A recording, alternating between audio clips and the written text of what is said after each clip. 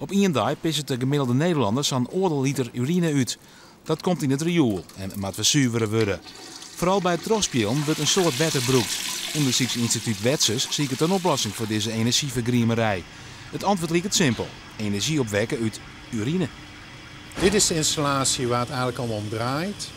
Hier komt urine binnen. Nou, urine, daar zit in feite organische stof in en daar zit stikstof in. Die is gebonden aan die urine. En wat we hier hebben is een compartiment waar bacteriën die urine afbreken. Die stikstof komt vrij als ammoniak. En de organische stof wordt elektriciteit uitgemaakt. Dus die bacteriën maken eigenlijk uit de verontreiniging in de urine maken ze de elektriciteit. En als je dan een kantoorgebouw zou hebben, zou je met urine die verzameld wordt van de mensen die er werken, zou je bijvoorbeeld het kantoorgebouw kunnen verlichten. Naast het opwekken van energie had het filteren van de urine nog een groot voordeel. Het belang is aan de ene kant dat we energie produceren, maar misschien wat nog belangrijker is dat we ook energie besparen. Want anders zou die urine naar een zuiveringsinstallatie gaan.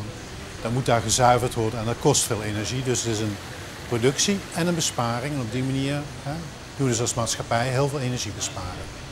Maar hoe lang gaat het duren voordat ik mijn eigen lampen kan laten branden met mijn eigen urine?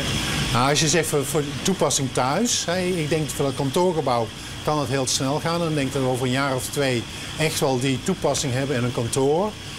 Voor je thuis is het natuurlijk iets ingewikkelder, want dat zijn maar kleine hoeveelheden. En dan wordt het misschien veel aantrekkelijker om het te doen zoals nu ook in Sneek gebeurt. En je zamelt het in voor een wijk bijvoorbeeld en je doet dan op wijkniveau zo'n installatie bouwen.